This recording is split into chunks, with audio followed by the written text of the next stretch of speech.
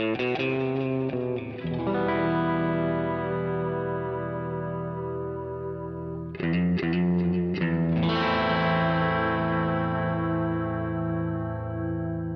listening to Mark of the Maker. And this is episode 8.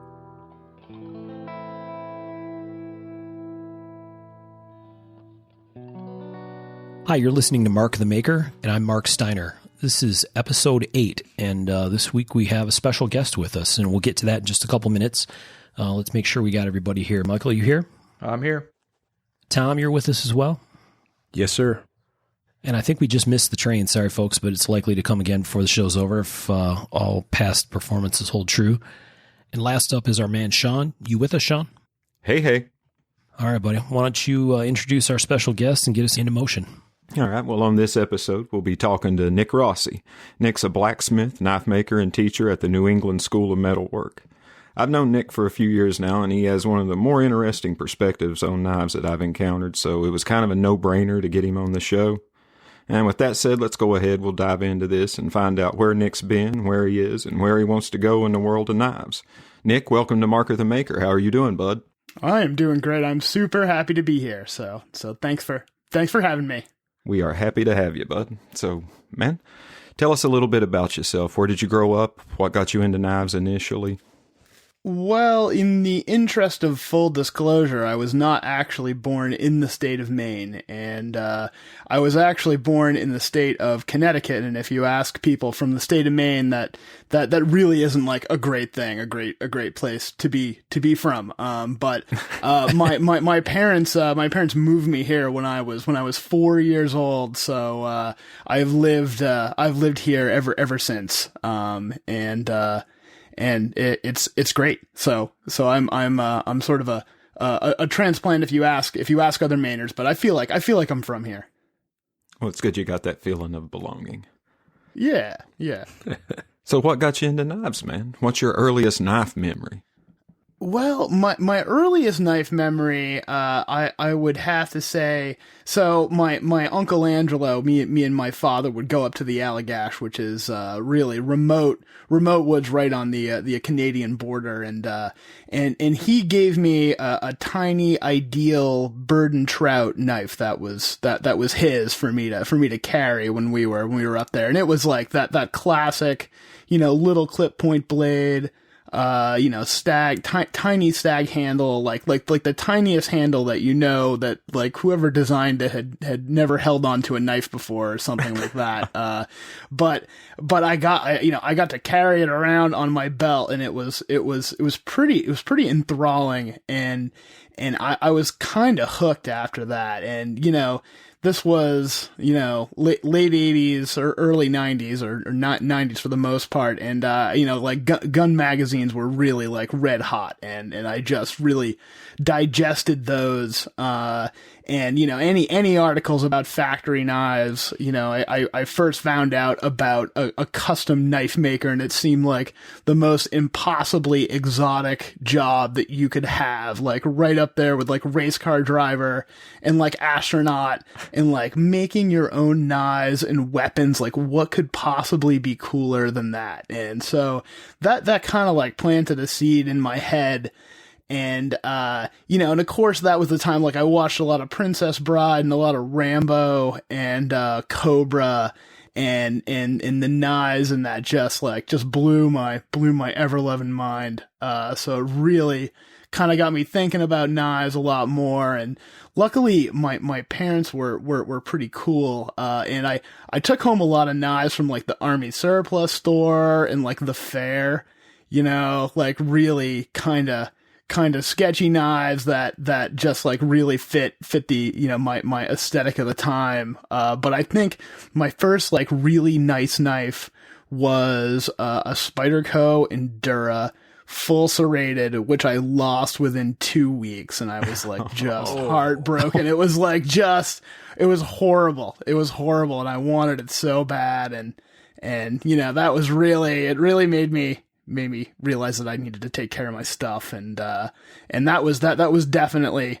definitely painful. But I think at that point, and you guys had mentioned this on previous episodes, I discovered the Emerson CQC7 at that point, and it just really had that full on like Predator paramilitary look that was very, very appealing to me at the time. And I wound up with one of those, and that was like the first, like, you know, really nice knife that I owned. And it was really all downhill from there. Very cool. So was it like the sort of tactical stuff that drew you in first?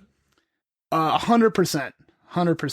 Yeah, it was really the tactical stuff, and you know what was going on with Emerson, and I remember looking at the back of a blade and seeing a Microtech SOCOM and be like, oh my god, like you know, it goes even deeper than this. Like there's more than this. Oh my god, you know, it just seemed impossibly cool. So yeah, it was definitely the tactical stuff that really got me into knives for sure.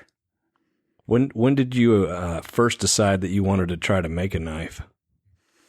Well, you know, so I got the unbelievable opportunity at the age of 15, where a local shop owner, there's in Freeport, the home of the famous LL Bean, right down the street from that, was like a European style knife store, just a tiny knife store. That every wall, every case, every cabinet was lined with knives. And I started hanging out there, and I kind of got to know the owner, and he offered a 15-year-old kid a summer job working in a knife store. So God bless Doug Dillman and Rhoda Dillman, husband and wife that still runs the store to this day. And they took a chance on a 15-year-old kid, and I started working there full time, during the summers. Anyways, at that point, it turned into a full-time job. But there, I got introduced to my buddy Herb Cattell, who was also an employee there, who had, you know, kind of just started his journey on knife making, and I was just thrilled to meet someone that was actually putting together knives. And that store also sold custom knives, and Doug, the owner, would buy custom knives from the makers who would stop by on vacation and stuff like that. So I got a chance to talk to real live knife makers and handle custom knives. And I thought, oh, well, you know, I can't afford these. I'll bet it'd be cheaper if I learned how to make them myself. So that turned out to not be true so much. But that kind of, you know, yeah, joke's on me. But it was this guy Herb Cattell that invited me to his shop and let me just like ding the crap out of his anvil for the first time. So thank you, Herb, for giving me the chance to hammer hot steel and get started with that. So that was the first time I ever saw like a custom knife being made and got a chance to give it a try. And I was really just hooked at that point. I mean, it was no turning back. So you didn't go from like blacksmithing into bladesmithing. You were pretty much introduced straight into bladesmithing.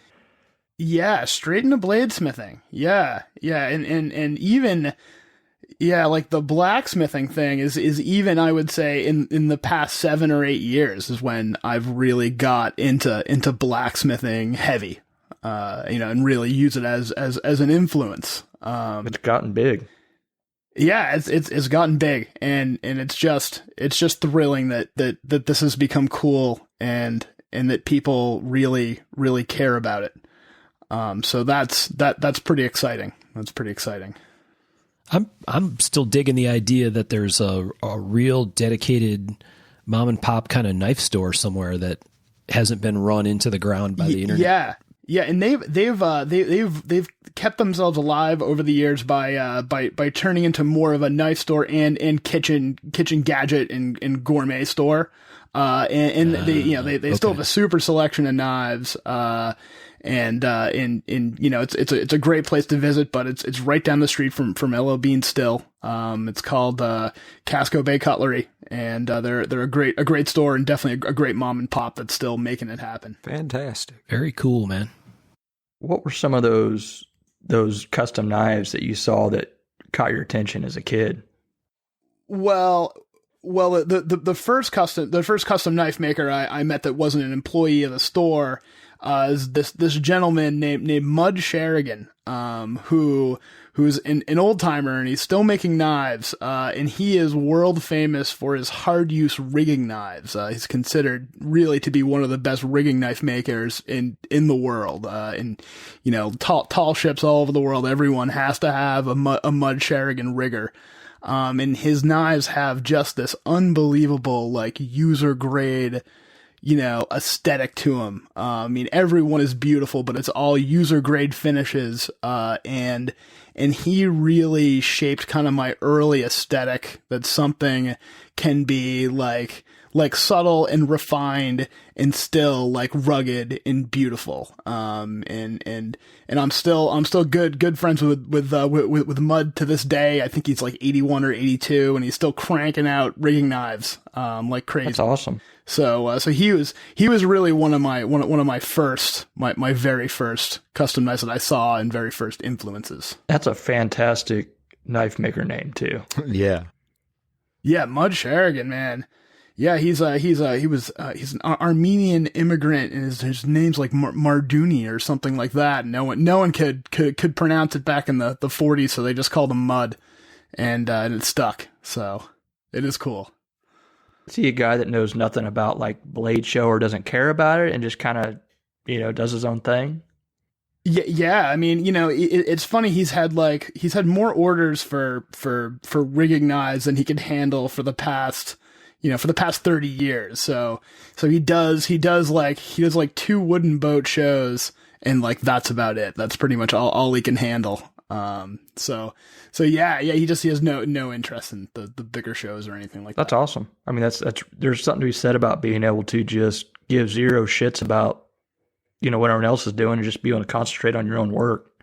Yeah, and I think that there are probably a lot of guys out there doing really awesome work that just like, are kind of supported in their community and popular in their community, and just like, don't really care about like the greater knife world as a whole. So it's nice that there are probably some real gems out there. Oh, I'm sure so. But I bet a lot of regional type things, it seems like his is very regional to you guys, or at least for, a specific duty. Yeah, absolutely. It's a real maritime market. So we don't have a lot of that here in Ozark, Missouri. Yeah, the beautiful coast of Missouri. Yeah. Mm-hmm. So Nick, so how long altogether from the time you started, which is obviously very young, right, until now? So you've been doing this for a long time. I think I made my first knife proper in 1998 or 1999, and I've been chipping away at it pretty consistently ever since. So you started out as doing the bladesmithing stuff first, and then later got into blacksmithing. How did that transition happen? Was it because of the people that you were around and the places where you were doing work? Well, what happened is so amongst my friends, I was a passable blade forger. I could forge out a blade. Didn't take me too long. It didn't come out too bad. And I wasn't great, but I was okay. And when I started working at the school full time, I was taken on, and part of my condition of employment is that I had to become proficient in blacksmithing, in the blacksmithing side of the craft. And so within a week of getting hired, my boss, Derek Glazer, who's the executive director of the New England School of Metalwork, was like, well, I signed you up for a beginner blacksmithing class, and you're going to be doing that this week. And I was like, oh, sweet. And so, the gentleman teaching the class, is like a real serious business, traditionally trained, English blacksmith. And he really did not like knife makers right off the bat. He made that really clear. Huh.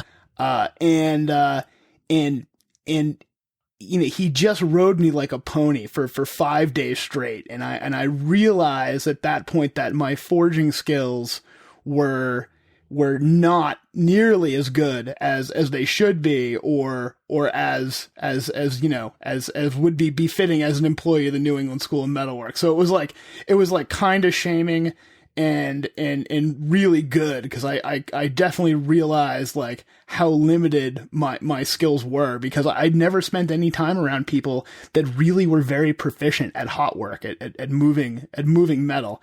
And I was so ashamed by that whole experience. I was like, oh well, I'm going to get good at this. I've got to get good at this. You know, if I do anything, I've got to get good at forging. So I kind of set my resolve at that point, and I consider myself like a bladesmith by trade, a knife maker by trade, but I want to be a blacksmith when I grow up. Like that's kind of the craft. That's kind of my hobby, and that, you know, I work at and I think about, you know, so that's kind of just fun for me. Interesting. So what did the guy have? What was his, at the root of his dismay or dislike for knife makers? Was because it didn't require the same kind of skill level at the forge? Well, here's the thing, and that's some of it, and I understand. I understand kind of his feelings, because knife making in making a forged blade, I'd probably say maybe 20% of it is actual forge work. Yeah. And the rest of it is just all the regular knife making stuff that every one of us who makes a knife does.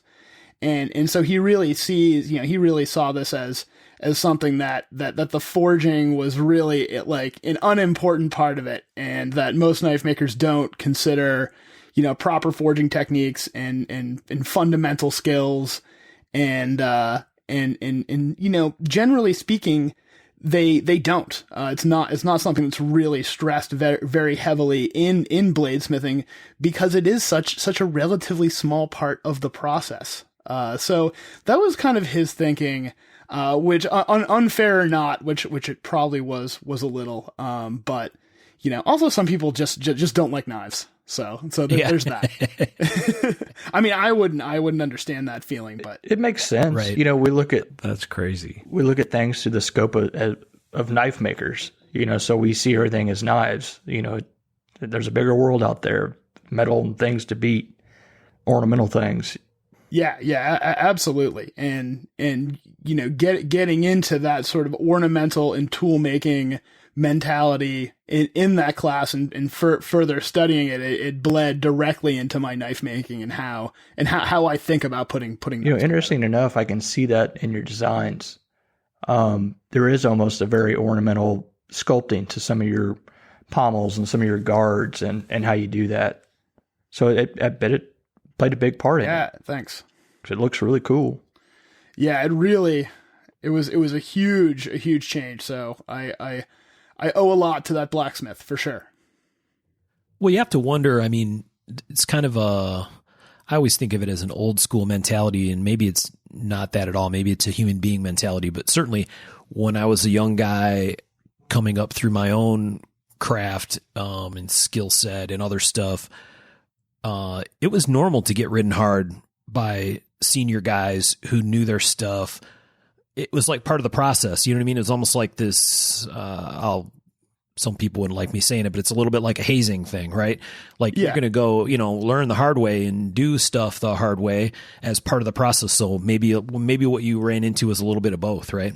Yeah, well, and as a student, I mean, you know, you have to submit to the instructor's sort of teaching methodology and to what you're doing, you know, in a class or workshop, and I think it says a lot to have that sort of humbleness, to be like, wow, you know, I really don't know anything, and you know, I just need to shut up and I need to listen to what this person who is very skilled and you know, more skilled than I in this specific thing for sure, listen to what he has to say.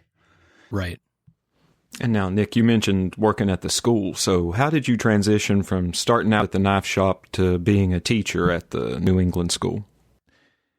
So, this was, I think, in 2003, when my partner in crime and coworker at the knife store, Herbert Cattell, who's a knife maker, he told me that there was a blacksmithing school opening in Auburn, Maine, which is pretty close to the both of us, which was pretty exciting. For something that was such a niche topic popping up so close to us and being so close to our interests. So he had stopped by and said that it was totally cool, and that it was this guy Derek Glazer, who was a former industrial arts teacher who had taken on this project of starting this nonprofit blacksmithing school and welding school as well. And I stopped by, and I made myself available, and I pretty much started stalking him at that point. That was really a place that it just really appealed to me, and I felt very comfortable there. And it was just so cool. There was so much cool stuff going on, so many smart people being a part of it. And I managed to endear myself enough that Derek let me and Herb start teaching a workshop. And we were just adjunct instructors, and this was just once or twice a year. I started teaching some classes there by myself, and it just kind of took off. That was really the start of the knife making program at the New England School of Metalwork. Okay. How old are you? I guess that's a good metric for. Oh, yeah, I am. I'm 36 now. 36 years old. Getting old, man. Yeah, I know. In a job interview, you can't ask that question, Birch, just so you know. I guess that's true. You can't come work for me, I guess. Oh, man. Unless, do you want to come work for me? Wait. I mean, I'd love to. I really would. I teach a class on how to be really, really slow. Hey, well, yeah, there you go. They come out nice, so that's Thank you. important. I appreciate that. Snail's pace is a specialty. It's all about the end result. Well, it is, and I mean, if you take a really long time and they come out kind of lousy, then you really got to look at that. But if they come out good, that's good. You just don't see those. Yeah. Right. Yeah. Oh man. Yeah, I still do that. Yeah. I definitely screw up stuff like a pro for sure. I bet Birch is looking at some toolboxes and pulling out big roller drawers going, what is all this stuff? He's like, oh, that's all shit. Nick, tell us about the ABS. When did you join that? And how's it been being in the ABS? Kind of an interesting story. So the only exposure that me and my buddy Herb had to other real live custom knife makers, other than the 4 or 5 guys that we knew in Maine, was the Ashokan seminar, which takes place every year in September in New Paltz, New York. And it's one of the oldest symposiums, oldest hammering. And at the time, it was kind of like the anti-ABS event. And so it was like the alternative ABS event. So I started hanging out with kind of like the anti-ABS crowd to start with. So I've only been an ABS member as long as I've been an employee of the school. So I've only been an ABS member for 6 years. And for those of you listening who aren't familiar with the American Bladesmith Society, it's the largest organization dedicated to the forged blade, and they have sort of different tiers of performance and aesthetic judging that you can kind of qualify for as a part of their process. So I joined about 6 years ago when I became an employee of the school, it being an ABS facility, and I started hanging out with a bunch of ABS smiths, and I went through the process of becoming a journeyman smith, and it just is like the nicest bunch of people that I've had the pleasure to spend time with. So it really has been a positive experience overall going through this journeyman process, and spending time at hammer-ins and events put on by the ABS. It's been a pleasure. Very cool. Now, you're a journeyman smith now? Yes. Yep. Are you planning on working towards your Mastersmith? I am. I'm actually working on it right now. So I'm kind of hoping for maybe next year, the next Blade show to present my master set. So I'm chipping away at it right now, and it's harrowing for sure. And it's great because if there's anything wrong or anything kind of weird, you just can throw away whatever you're working on, because it is perfection, really, as close as you can get. So it's stressful, but it's really fun at the same time. For sure. So I'm sure there are a bunch of people listening that don't have a good feeling for what the difference is between those two levels and what it means when you talk about a set. I know you came to Blade Show with it must have been your Journeyman set then, right? A few years ago or a couple years ago. So can maybe just give a little bit explanation for folks that aren't familiar. Sure. When you join the ABS, you start as an apprentice smith, and you get a cool card that says apprentice and has your name on it. And if you are an apprentice for 3 years or 2 years, if you take an ABS 2-week intro class, then you can do a performance test, and that is when you make a blade that has a 5-inch handle, 10-inch long blade, and you have to cut through 2 2x4s, 1 free hanging manila rope, shave hair, and you have to bend the knife to 90 degrees. And that is considered by the American Bladesmith Society sort of like the bare minimum for performance. Your knife should be able to do that pretty easily. And at that point, and this test, of course, is proctored by a Mastersmith. A Mastersmith has to watch you go through this and sign off on it. And then you take that knife, that you bent to Atlanta, or to another, I think there's another ABS event that you can go to. And you bring 5 presentation knives, 5 knives that are fit and finish clean, that look really as good as you can make them.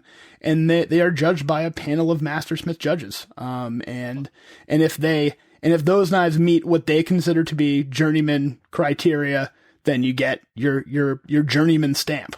And if you get your journeyman stamp within 2 years, you can then apply for your Mastersmith stamp, where you go through the same performance test with a Damascus blade, and you have to present 5 knives again, and one of them has to be a European Quillen dagger, which is definitely the most painful non-sword object that you can make in the knife world, if you ask me. So it's pretty daunting. It's pretty daunting, and I've done a lot of study on daggers in preparation for this. So yeah, it's a cool challenge. It's a cool challenge. And the presentation quality when you go to the Mastersmith level, obviously there's a higher expectation or whatever around satisfying that set of requirements. Yeah, and I know most of the judges, which actually makes it way worse, because they're way harder on you if they know you really well, and yeah, it's basically, if there's anything wrong, if they can see something, you fail, and there's no shame in failing master and having to do it over again. I mean, it's you wind up learning more. But it's very, very challenging. And I think that's one of the good things about the ABS, is that they've set a standard and they've stuck with it. So, for better or for worse, it's cool. Now, do you think the ABS has changed how you make knives, like your style, or are you trying to stick with how you create your own style on your own? I really am kind of removed from that ABS style. For instance, when I'm doing test knives to present to ABS judges, it's going to be in the style that those ABS judges expect, which is more of that sort of traditional Arkansas ABS kind of style. But overall, not really. It doesn't, it doesn't really influence my knife making. I mean, there are lots of ABS Mastersmiths that definitely influence my knife making, but as an organization as a whole, not really. Well, it's very interesting, because when I look at your knives, I see kind of a distinct style, which is hard to do, I think, in that sort of area, the forging, the heat and beat, and ABS style of stuff. And I think sometimes, correct me if I'm wrong, sometimes I think you see a lot of the same style of buoys and stuff because that's what folks are judged on. So they think that's kind of the metric for a good buoy, is that look. Yeah. Now, there's a... Oh, go ahead. I'm sorry. No, I was just saying, do you think that's right, or is there another reason why you see a lot of the same sort of styles or same kind of buoy and stuff? Well, I think that there is certainly a lot of stylistic dogma amongst the ABS that is based on the knives that are presented for testing for journeyman and master, kind of the typical knives and the typical constructions that they're looking for, generally kind of is associated with a quality knife. And if those attributes are not there, then, then some people do not see it as a quality knife. Like, it kind of has to tick all these boxes in order to be considered, a premium knife. And I think a lot of that is changing now. I think there's a lot of really dynamic mastersmiths that are doing some really interesting stuff. And I kind of classify that as you have your classic Arkansas style, like your classic Jerry Fisk, which is, a totally gorgeous knife. And I'm not knocking that style at all. I think it's absolutely beautiful. And there are a lot of knife makers that sort of emulate that style. And there's this sort of nouveau ABS style that I kind of consider like your Jason Knights and your Sam Lurkins and your Nick Wheelers. I kind of have this kind of new style that I've drawn a lot from in my design. And then you have this kind of really wild makers coming out right now, like Andrew Mears. I think you guys are probably familiar with him. He is just doing work that is truly unique and really nuanced and layered with all sorts of different techniques that he's bringing to the table here, and it's undeniably impressive. And even people who really like that kind of classic Arkansas style, can't deny that level of artistry and uniqueness. Very cool. Now, do you think as a teacher, does that help feed your creativity? Does it do anything to how you design your own stuff, seeing other people do that stuff? Or how does that work? So it's you hear it a lot. You hear a lot of teachers say this, but you really do learn far more from your students than they learn from you. And it seems crazy, but it really is absolutely true. And as far as design, students don't really know what they're supposed to be doing, so they kind of just do whatever, kind of pops into their head.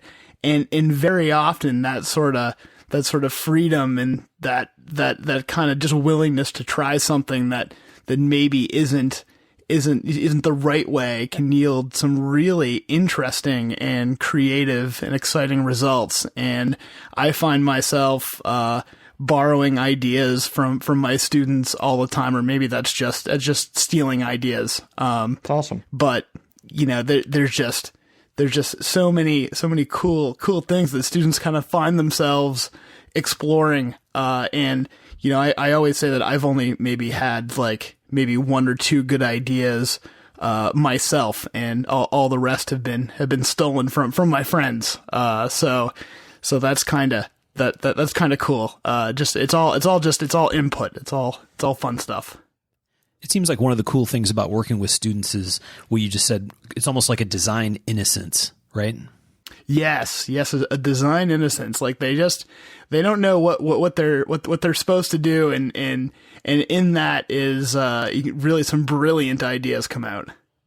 I've got a great book. It's called Steal Like an Artist. It's kind of the same thing. You take and put your spin on it, let's say steal to a degree. Let's not get into stealing too much here. Yeah. Well, yeah, if you read the book, it's basically, it's steal like an artist. So you basically look at everybody's work, and then you let the influences work on you, and you come up with your own designs.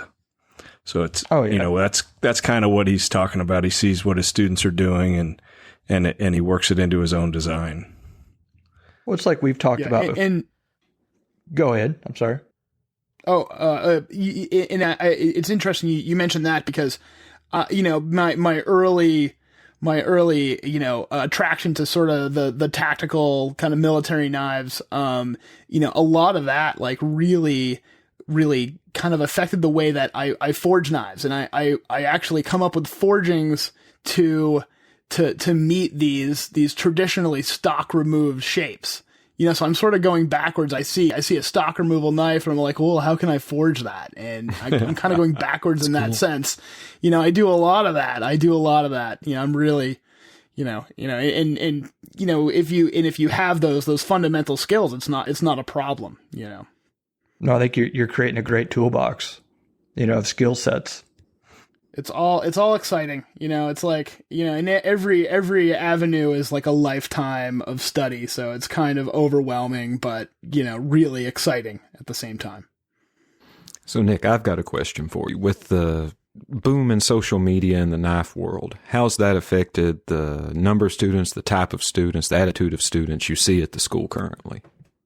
More students we've been getting, and that is awesome. This is a golden age to be learning how to do this. There's more resources, more information than ever before. And having a school to go to learn this stuff, really just makes this so much easier. So it's great being able to give that opportunity to these people that something inside them has made them want to do this enough to take 4 days of PTO and travel across the country, and taking the time to do that definitely means a lot to me. And as far as the type of students, we're just really getting, we're very lucky that most people that will actually take the sacrifice to do this. Everyone is really, really motivated,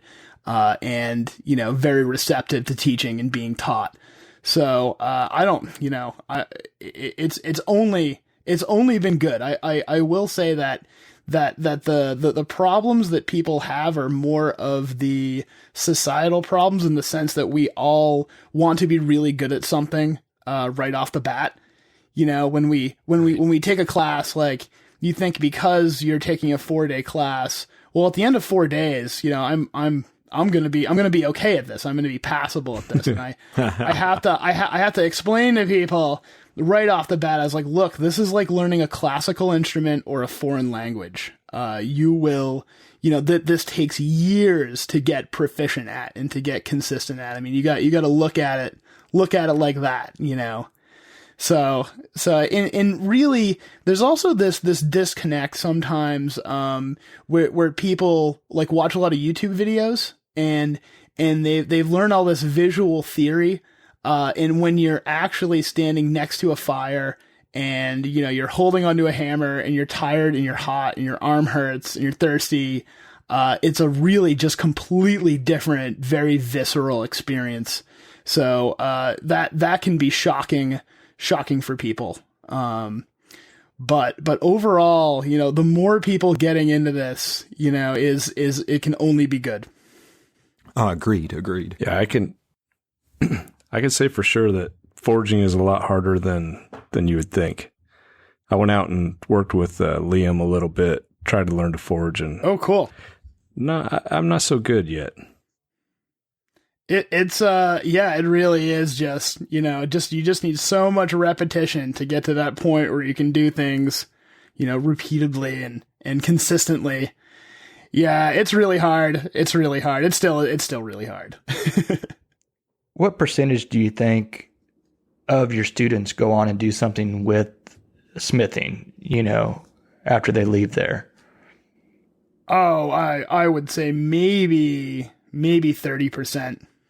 I'd say that, many people take a class and, they enjoy it. They think it's great. They find it life-changing. But it's pretty daunting to get a shop set up and to get all your own tools. Oh yeah. And to get this stuff. And if you're living in a townhouse in Boston, it's going to be tough to forge without your local neighbors and fire enforcement officials getting involved.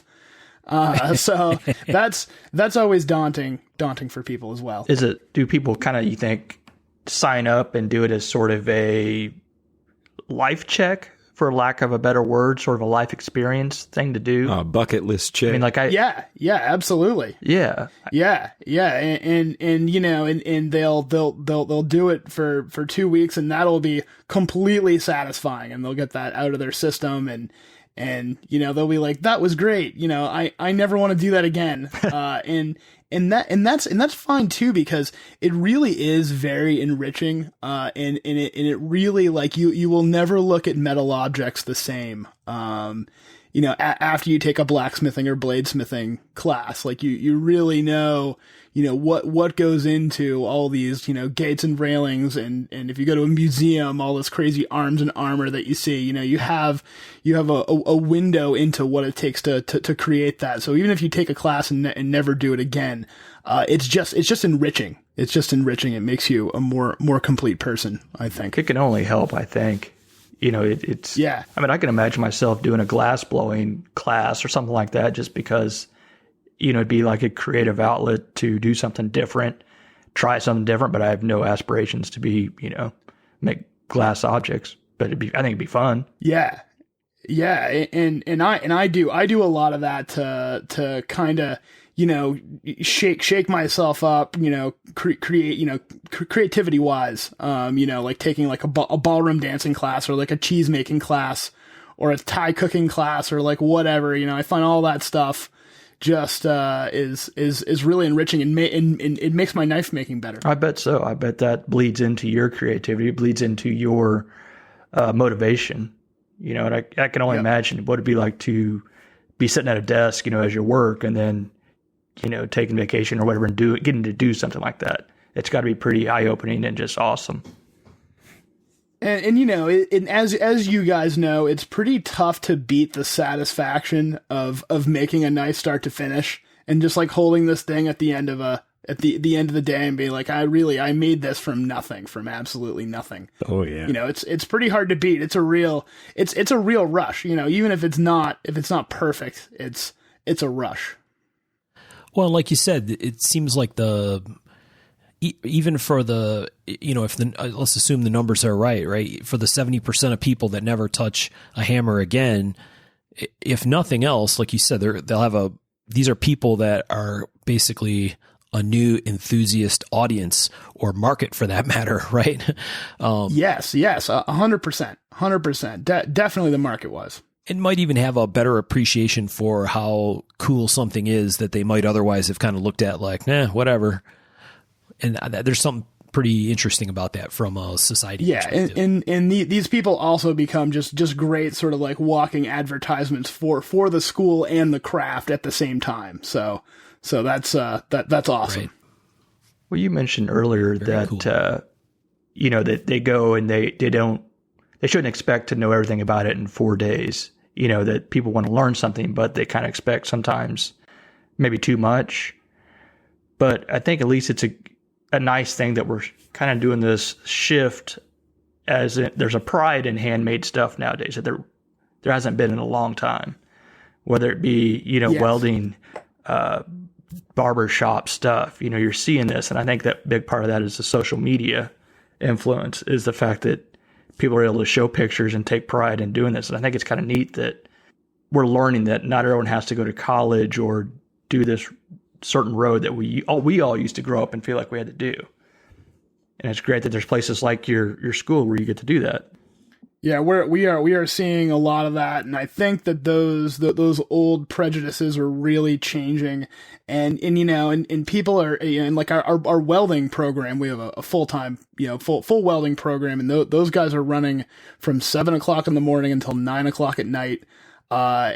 People want to be a welder because it's a great job and it pays very well. And if you will never starve as a welder. And there's a certain pride, that's kind of coming back with working your hands and doing something that's real, Yeah. So that's super encouraging. Pretty awesome.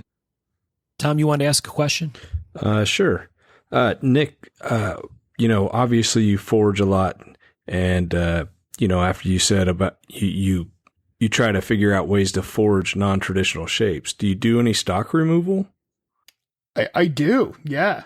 Yeah, I do. I do stock removal. I don't feel like particularly limited by any process at all. Like if something needs a little forging and a little stock removal, or, a lot of stock removal, I don't let that bother me at all. So yeah, I'll do stock removal. I don't really draw a distinction. One of the big things that these guys are working on is, or have already started to do, is integrating some very new tools, kind of the opposite of what you do, right? So CNC machines and some, fairly fancy equipment. Do you see something like that happening down the road for you, where you're bringing in some more high tech kind of stuff and somehow merging it with more traditional methods, or do you think that's a bridge too far? No, absolutely. I am totally open to CNC 3D printing. Any process that can do something new and exciting. And I'm really more about judging like the final product of a knife, like how cool is the knife? How does it feel in my hand? How awesome is it? How appealing is it? Than necessarily the manner to which it's made. Like I use forging to make something that's in my mind. And that's why I use forging, because that's kind of how I get there. But if I can get there by using forging and CNC or 3D printing, then that's great. It's just another tool in the toolbox. So Nick, do you think that, do you feel kind of lonely in that position amongst your peers, or is there really a significant younger generation of bladesmith type guys coming through that are going to be more open to that? Like, is there a good potential that could get a little more traction with a broader group of bladesmiths coming into a more open style? That's, when people criticize groups like the ABS, I think that's what they are concerned with, right? That there's a force to be too narrow of a focus. But if there's enough people that want to go there, and it sounds like maybe there is, based on some of the stylistic things that you were talking about earlier. Yeah, I think it could happen. I think there is, and I know a lot of younger guys that are unlimited by the tools that they're willing to use to reach the design that's in their head. So I think that we're headed in that direction. And these traditional skills, I find really important. So I will continue to teach and use traditional skills. But I feel that's kind of the foundation to this craft. I'll continue to teach and push that. But as far as, if you understand the fundamentals, no, there should be no limit. And I think a lot of guys are kind of coming around on that. But I do feel a little lonely, maybe. That's pretty cool. When you think about it from that kind of perspective, instead of a group or a slice of the knife world that kind of looks like it was on a path to maybe die out is the wrong way to say obsolescence. It. Certainly didn't have this. Yeah. Certainly didn't have the same amount of heat behind it that, tactical and some other stuff have had in recent years. it kind of opens things back up. And I would think that should be really encouraging to people to consider the idea that with maybe a little more open mind and an open approach, things could kind of turn in a different direction in a very positive way. Yeah, I agree. And I think that, with kind of these newer, fresher perspectives, you're going to see a lot more of that. I'm really not cool with like any organization, like saying that someone is making an inferior or less honest product, by the means that they make it. If you're being honest with your customers, that's really all that matters as far as your process goes, in my opinion. Right. I think that's a point we end up hitting again and again. And I think that can't be said enough. I think that's the most important part of it. Well, and that's I think the key was what Nick just said, right? Which is there's such thing as too prescriptive, right? But when you think about it from the perspective of a society or people don't like the word judge, but judging panel or whatever, there certainly are examples where folks kind of maybe get a little bit ahead of themselves in the whole tactical vein of knives, right? And it seems like, we've kind of danced around this a couple times about people that are out there selling stuff and they aren't really very far along on their knife making journey, right? And sometimes the buying public doesn't really understand it. Sometimes maybe the maker doesn't even understand it because they're selling knives, but it's not all bad to have some kind of panel or voice to feedback and say, well, you're not quite there yet. Yeah. That's the good and bad of having that sort of panel. We've seen the bad of it, I guess. But the good of it is, yes, it kind of makes a line and says, okay, this is kind of the metric of where people should be or ought to be or something like that. But the problem is the panels or groups, they end up sticking with one style of something. It's never about just the makers and the end product. It's about, okay, we like this one style. Don't use anything but what we tell you to. And I think that's where they get stuck. And that's where we see the bad side of that sort of thing. Like, okay, this is what we like, but we don't want you to use any other tools besides that. And it'd be awesome if there was a group that was kind of like, hey, we're just worried about a good end product, a maker that stands behind his work and stuff like that. Yeah, professional organizations are just tough because like all the people that you would really want to run that professional organization are usually really busy like making knives and making a living, and they don't have any time. They don't have any time. So it's, that's always the issue with professional organizations. Yeah, man, I wouldn't join an organization that'd have me as a member, so that makes things problematic. Well, yeah, that's the thing. The people that probably should have the job are the ones that don't want the job. Yep. Oh, well. All right, Tom, you want to ask one? He really wants to ask you about hammers. Yeah, that was one of our questions.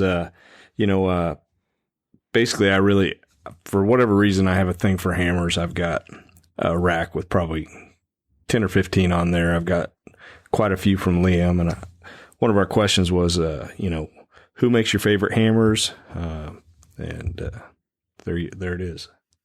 Well, in part of the awesome thing about being a blacksmith is that you can make all your own tools, and I do. So my hammer is made by me, and it's like a 2.5 pound cross peen on probably a 17-inch handle, and that's what I use. And the blacksmithing crowd that I have fallen into is the very, very traditional English and German, blacksmithing techniques and styles, like those sort of fundamentals, and all of those techniques and sort of ideas on the best way to move hot metal in the most efficient way. I'll use pretty much that setup, a 2 to 3 pound cross peen on a long handle. I've found the oldest blacksmiths, the oldest people that still swing a hammer every day and I use what they use. The guy who's 80 and still, working every day, swinging a hammer every day, I'll use what that guy's using, because I want to be 80 and I want to be swinging a hammer. So, right. So I find the oldest codger I possibly can, and I do what he's doing. Because obviously it's been working. So that's what I like for hammers. But I really just use one hammer for pretty much everything. I've got one like little tiny Japanese like dog's head hammer that I use for doing Japanese stuff, but that's about it. But really that's the only hammer I use. Very cool. What about what's your favorite style of anvil? I don't really have a favorite, and like I teach all over the place, so often I demo on student anvils that have really seen better days. So I've lost like really any preference that I ever had for a type of anvil. Like really anything that has a flat spot on it that's slightly bigger than my hammer face somewhere on it, and as long as there's like a 3/16 radius somewhere on the edge, then that's my favorite anvil. But the one that I'm currently using is a 200-pound Trenton that I traded a kitchen knife for 4 or 5 years ago, and that's working really, really well for me. But if I had some sort of windfall, Jim Hoffman, who's a blacksmith out of Pennsylvania, he is having produced colonial style short stubby horn anvils at age 13, and they are magnificent, and I would definitely buy one right now if I had the cash.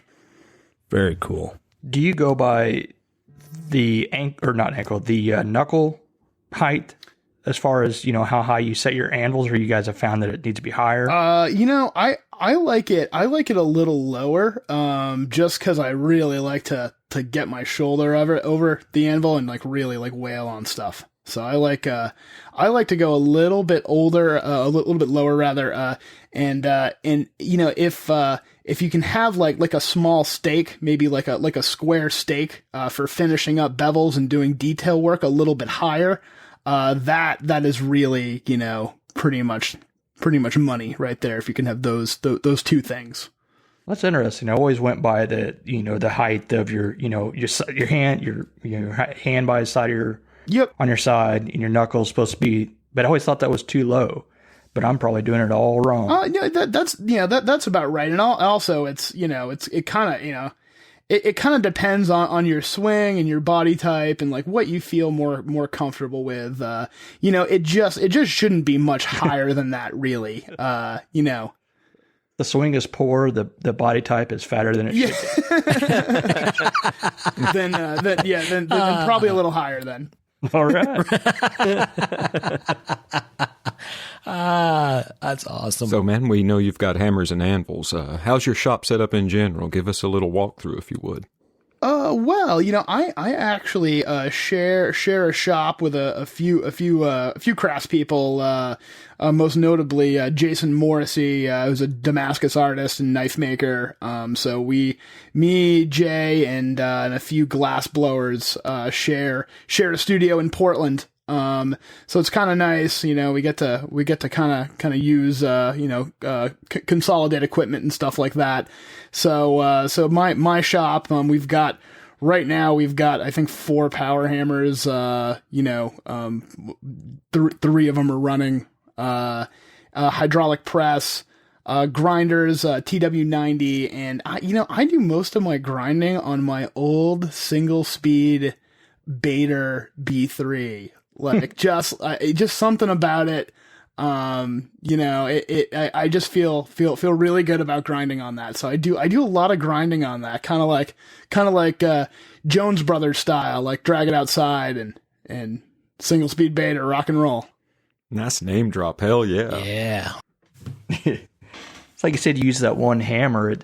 I think it's familiarity, probably. Yeah. Yeah, exactly. And it's set just at the right height I like. And, that was the first grinder I got. And, it's just so much money when I got it. And it's just run like a charm ever since. And so it's just like a nice, an old pair of jeans.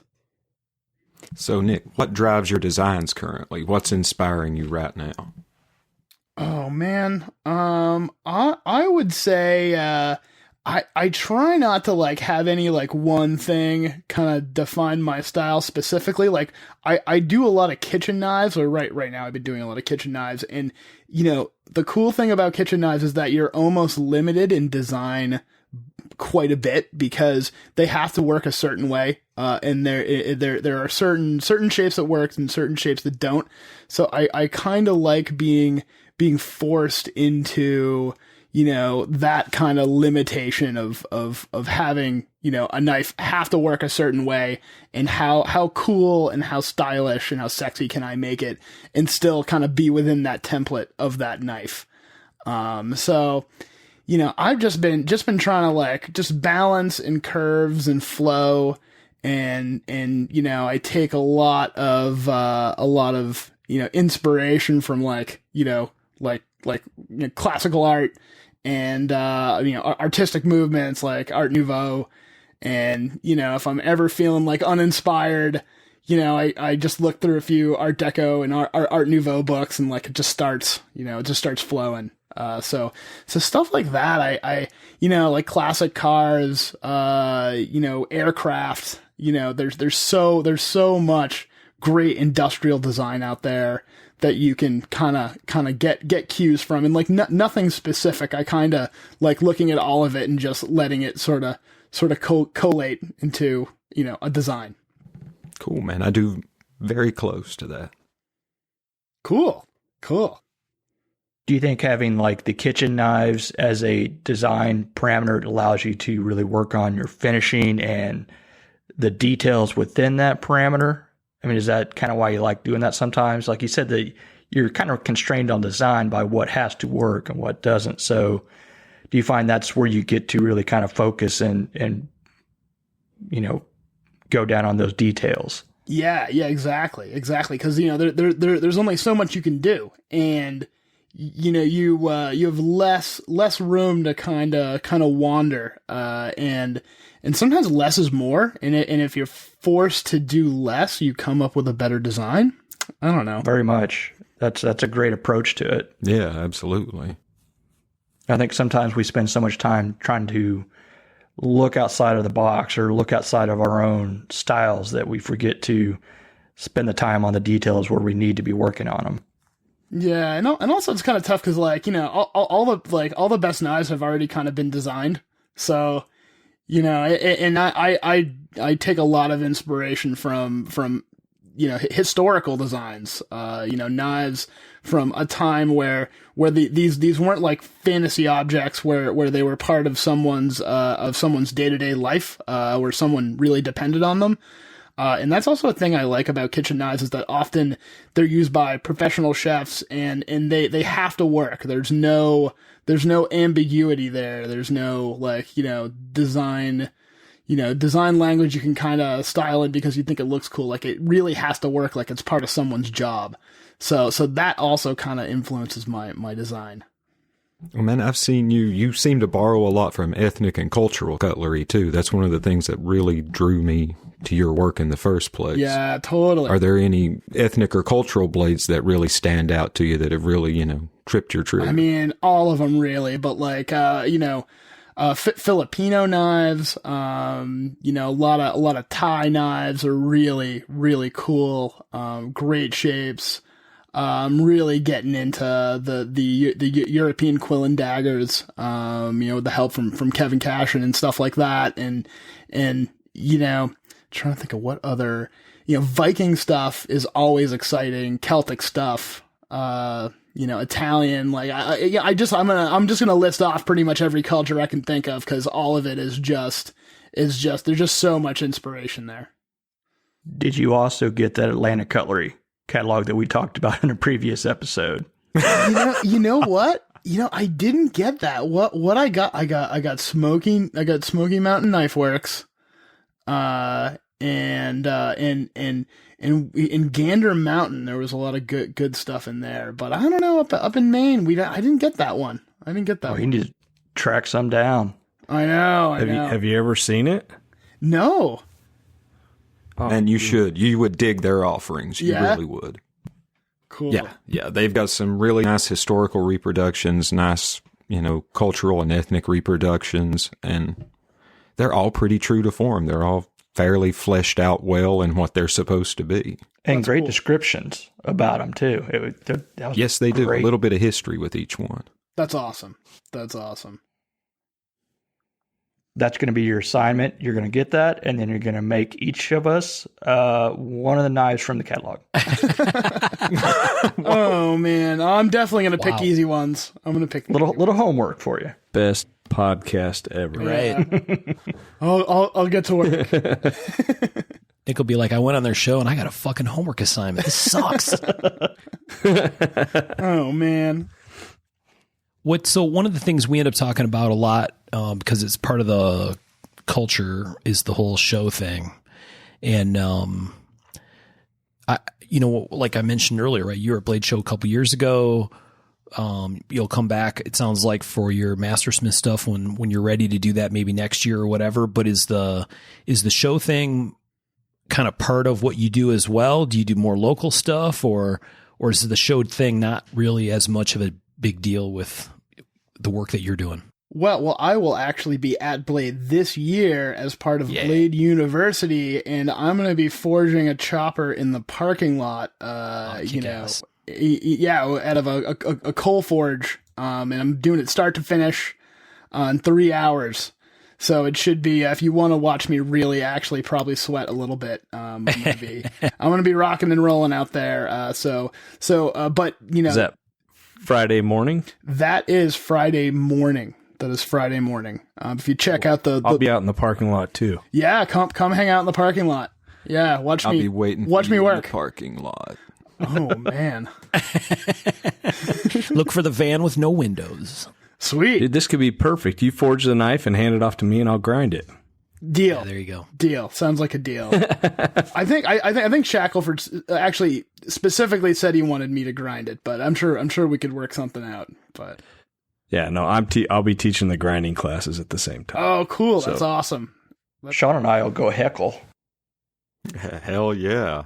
Perfect. Yeah. Please. I ain't got a table, man. I'm a young man about town. I'll go get into all sorts of shit. You'll actually get to enjoy yourself. That's awesome. Yeah. But to that question, do I do shows, and what do I think of shows? So I'm not crazy about knife shows. Because, you have this real jaded audience.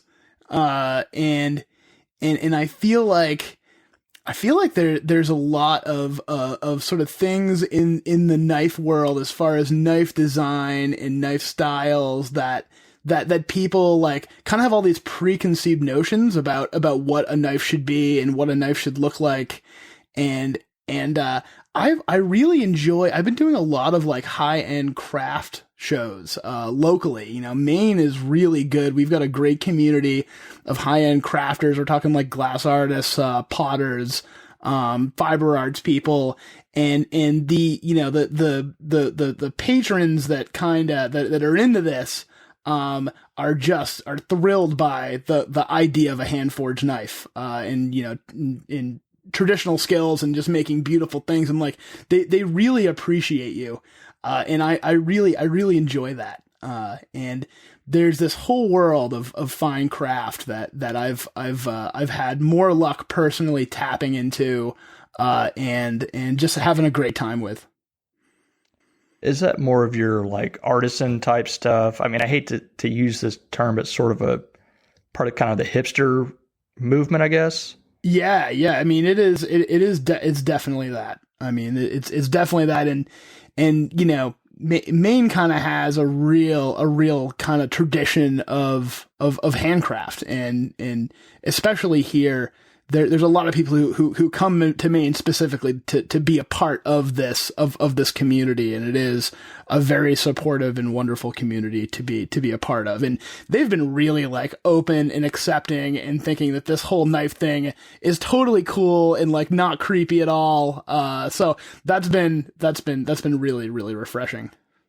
So you think the show? You should never go there. So I'm sorry. Go. do you think the shows are a little bit too much knife? It's just like you can go to more of an artisan type show and it's where everyone wants to see something different, and then the knife shows are maybe just too much knife? Is that what you're saying? Yeah, kind of, sort of. And maybe that's just kind of my warp perspective on it. But it's cool because people are excited about the knife thing. You're taking it to a market of people that have never seen a custom knife. And seeing people like get really jazzed about it, like maybe this is the first custom knife they've ever seen. It's the first, custom knife maker they've ever heard of. And seeing that energy is really like kind of exciting to me. Instead of a bunch of, custom knife enthusiasts who are jaded and have seen it all. And, so, I don't know, maybe it's just me being a special snowflake. Like I don't feel special enough at the knife shows. I don't know. I don't like that's it. I think I could see where you're coming from. I just know that if I went to some local thing here and I set up knives, they would look at the prices. I think they would like the look of it and be like, oh, that's neat that you're making it. But they'd be like, you want how much for it? And I don't know how well that would. Yeah. It's really $9.50. Yeah. I'll give you $10. Yeah. Yeah, it's definitely like you got to be at the right crowd. Like if you have some lady who's already spent $1,000 on pottery, spending $600 in a Damascus kitchen knife doesn't really like, right. She doesn't even think about it. So it's definitely you got to be at the right show. Yeah. Very cool.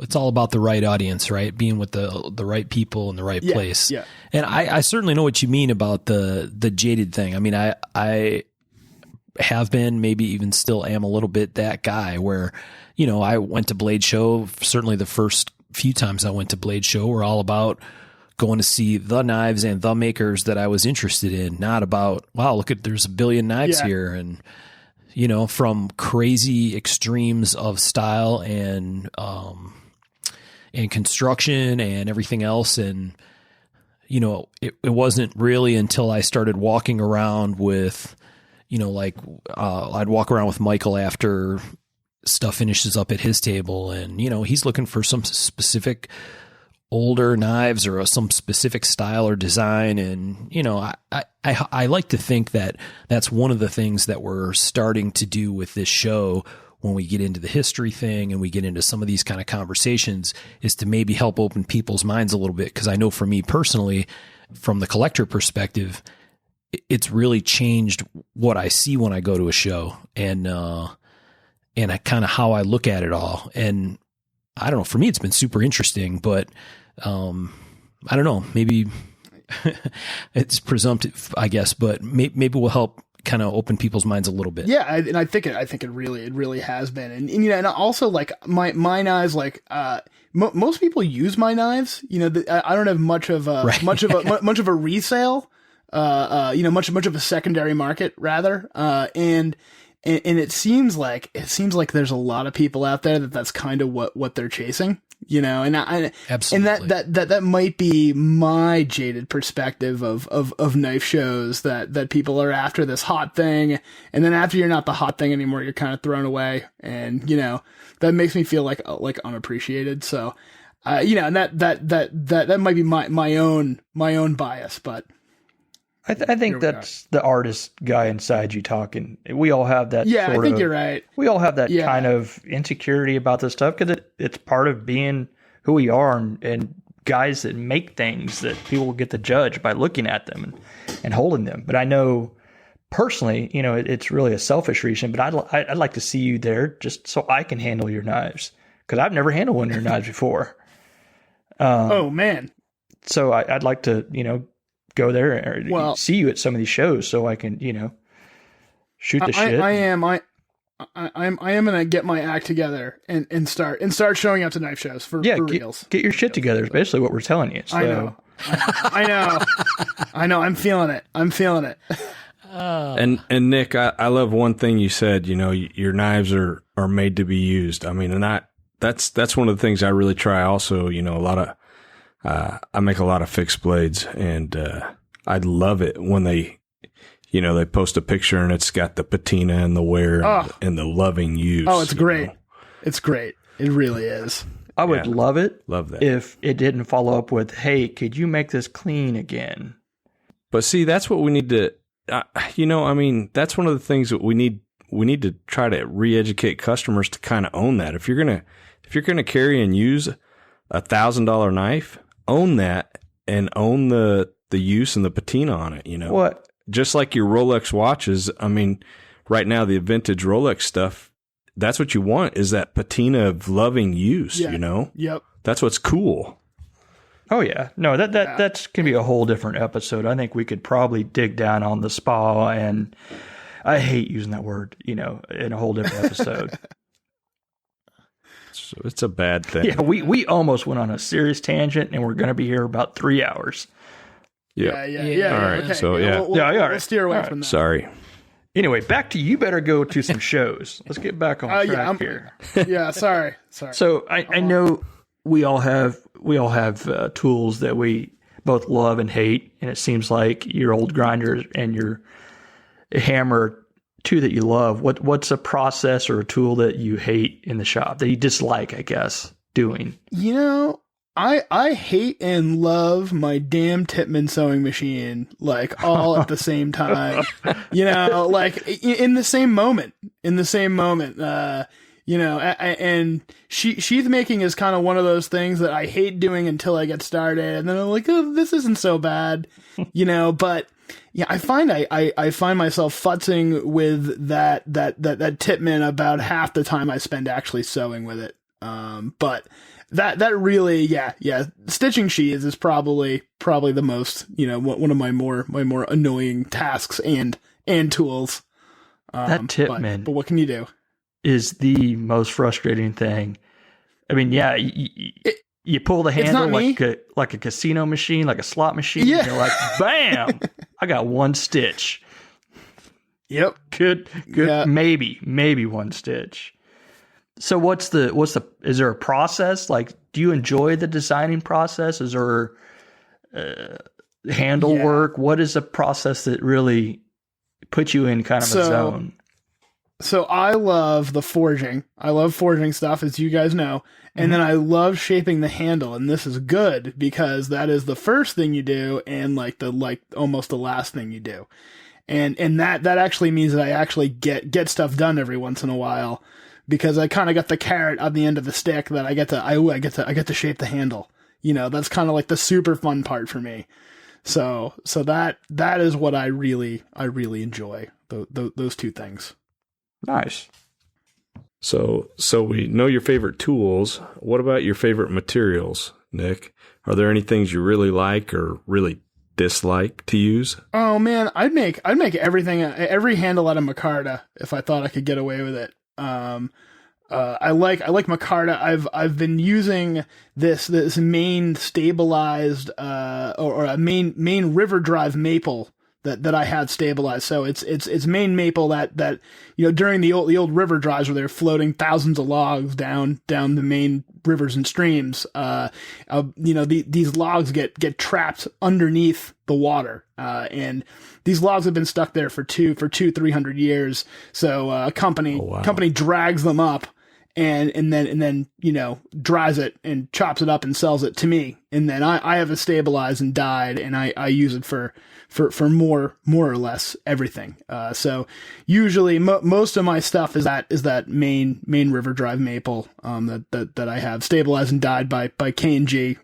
They're just super to work with, and I love that as a material. I love the kind of surprise of each piece, and as far as stuff that I hate, I mean anything kind of smelly. Anything smelly. That's to grind. That's everything we do. There's everything that doesn't stink in our shops. including us. That's every steel that you use. Yeah, that's true. I guess I don't know, like the newer micartas, are all right. Those kind of smell good, but I had this 30-year-old G10 that I ground a little, and like it had this special smell that stuck to me for a day and a half. I could not get away with it. I mean, and it just chased me everywhere. That was straight up cancer. I mean, it was just stuck in your nose. It wasn't on you, bud. That was in your sides. It was. I mean, it smells like it's killing you. It really does. That shit's full of asbestos. That's the smell of death. That way because it's the smell of death. Yes. Yeah, they can't make it like that anymore. No. What about steels? What steel are you really enjoying using, or what's your favorite steel? Because you use totally different steel than most of the rest of us. Yeah, and and it's kind of funny because I use most of as far as my mono steel kitchen knives are 1084 for the most part, which kind of gets pegged as a beginner steel for the most part. People talk about, that's what you start with before you move on to something else. But, I found that even in a professional kitchen, it holds an edge better than 98% of my customers need it to, in a professional setting. So I think about going to other stuff and I'm like, well, why? I mean, it heat treats really easily. It forges really nicely. So when people want something a little bit better, I go 01. If someone wants just a more edge holding than that. But 1084, 80 CRV2, I've switched all my hunting knives and choppers to. I'm really enjoying that. That's been really a good steel to work with and available. And mostly I'd make everything out of carbon steel Damascus if I could get people to buy it. So, I mean, for the cost. Right. Do you ever make anything out of steels that you can't forge, like red hard steels? Yeah. I just we would use D2 stuff like that. I just got a bunch of AEBL that I'm going to be cutting some stuff out of. So I've heard that it's the stainless for people who don't like stainless. So I'm really excited to work with that. Victorinox I know uses 12C27, and I've always liked their kitchen knives, and I thought, well, if I can get a little bit more performance at a higher Rockwell, I'll give this a shot. So I'm gonna be doing some stainless stuff, a few stainless things. Cool. You ever used that 1084 modified that was running around back in the day? The 1084 modified, I've heard of that as a few different things. There's the stuff that Howard Clark was getting from that trowel manufacturer. Yeah. That he was calling 1084 modified, which has a more vanadium and I think a little bit of molybdenum in it. Mm-hmm. But I have worked with that and it's pretty nice. It's really nice stuff. I've only got a little bit because the trowel company isn't using it anymore, and Howard has a limited supply, so I've only got a little bit. I like stuff that I can make 15 blades out of. I like to kind of develop that sort of consistency in process. I hate to have onesie twosies because I don't feel like I can really dial in the heat treating performance the way I want. That's the problem with that. I've got the same chunk, probably came from the same source that I've never used because I don't want to mess up the hormone on it, or it's just I don't know how it's going to react as opposed to the 1095 that I use all the time. And where do you get your 1084 from? I've been getting it from Aldo. Although the school just bought him out of 1084, so I'm sorry, everybody. I'd like to apologize for that, but we really needed it. So we're kind of waiting for a new shipment of that to come in, but that's where I've been getting it. Nice.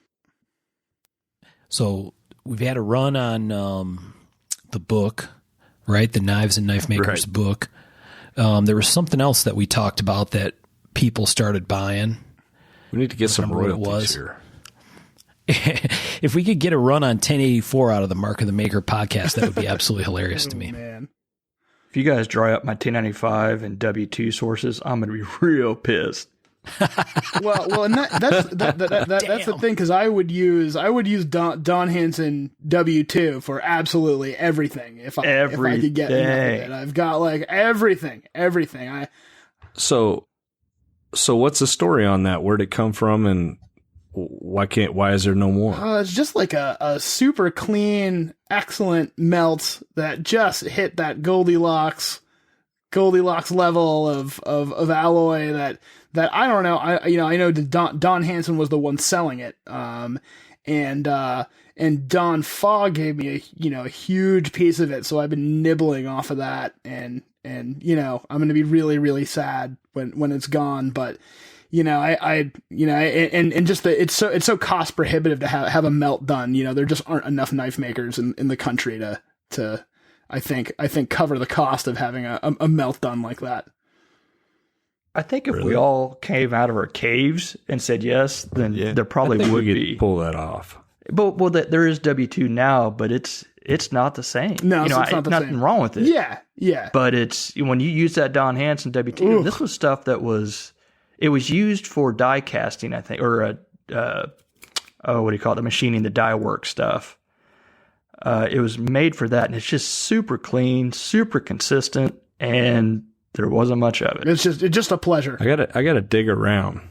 I'm pretty sure it came in like a 2.5 inch round or something like that. Yep. I think I've got 10 or 15, maybe more of those under the cabinet somewhere. There you go. Dibs. Haha, suck it. W2's a die steel? I'm pretty sure that's the story I heard from it. That's where it came from. Now, that was interesting. 10, 15 years ago, probably, when someone told me that. So that could be completely mixed up with a different memory. Who knows? It's another example where you guys need to tie into the automotive industry, guys. Yeah. If that's die steel, then a lot of it. A lot of it is just made obsolete by modern materials, and modern materials make better dies and stuff, but they don't necessarily make better knives. So here we are. Right. It was just one of those that hit just right. It was made for something purpose driven back in the day, and they don't need it anymore, like you said. So we don't get it anymore. Well, it just gives us something to complain about not being able to get anymore, and how good things used to be. Oh yeah, so my that's home always would fun. be just this much sweeter. Yeah. Where did all that goddamn W2 go? Yeah, the DHW2. I've got it. Well, I've still got some, but I don't want to use it. Yeah, I'm holding it for some special occasion. Like I don't know what that special occasion is, but you'll know when it comes. Yeah, it'll come to you. So here's a question we like to ask. We have fun with it. Who in knife history would you most like to spend a week with and learn from? Well, that's an easy one, and it's even possible. Peter Johnson. I don't know if you guys are familiar with him, but he's a Swedish swordsmith who has sort of unlocked all of these consistencies in traditional sword construction based off modulus and the golden mean, and he's like unlocked this almost like Dan Brown level of connection between all these famous swords in history, and he does a few workshops on design based around the golden mean in these modulus, and it's just brilliant, and if I could, it would definitely be him. It would definitely be him right now. Are you talking about the golden ratio? I am, yeah. Oh, okay. What'd you say? The golden? The golden mean. I thought you said. What did I say? I thought you said the golden meme. Oh, and I was like, what? I don't. I was like, the golden meme is what Laffer's on a lifelong quest for. Yeah. I think he's found it. Yeah. This is why I love this question. Because I've never heard of this guy, and I just pulled up his website, and it's pretty awesome. He's gonna rock your socks. Yeah. Well, thank you, sir. I remember there's a maker back in the day. He did his pin placement in the golden ratio, because the idea, we all know what that idea is. It's supposed to be more appealing to the eye and all this stuff. And it was neat to see that kind of experiment. Yeah, it's cool, and I've done a little experimenting on my own and measuring some historical pieces and kind of working backwards. But I really need the class. I'm not a math guy, and I really need someone to hold my hand. So that would be where I'd like to go. We could take a calculator. I'll go with you. Yeah, sweet, sweet. So when people go to Google this, because we know that we have people typing away on clicky keyboards like Tom uses all the time, looking stuff up during the show. His name is Peter Johnson, What? Johnsson, right? That is correct. Yes. Very cool. All right. So another one of these questions was that we've talked about and enjoyed going over is, if you could trade a blade with any maker from knife making history, who would it be and what? Well, that's another easy one, and it would be Delana. And I would like I would like to say to Delana, like, I want like just full on Art Deco opulence, covered in so much 24 karat gold. Like, I'd take that thing out to like clean my fingernails, and I'd just be shining on them, just shining on them. I mean, that would be that would be if I could have any knife, and I would carry that thing every day, everywhere. You know, that if I could have any knife, that would be it for sure. You would not go for the dripping That's type of very gold look to it. Yeah, I'd go for like the drip. Yeah, I definitely want the drippy gold, and you know whatever she thought, just like lots of gold, more gold. And that's the day she decides to make a tactical knife. Get you a couple pieces of titanium. Yeah, Yeah, exactly. yeah, you know, and I was thinking about that question, and I was like, oh, you know, it was hard for me because I was thinking about something, you know, like a Bob T or something like that, but you know, the gold. Tom, Sean, or Michael would also been acceptable. Yeah. Yes. Yes. He unlocked our hurt feelings. I'm feeling really bad now.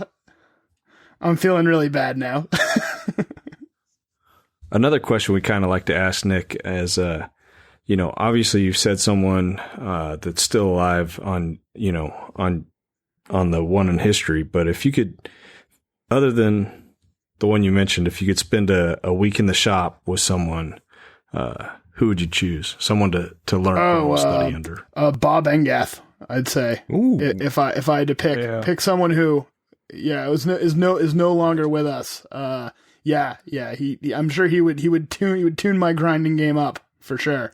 Yeah, I could handle a dose of that. Great answer. Yeah. Very cool. Could use that lesson myself. Yeah, for sure.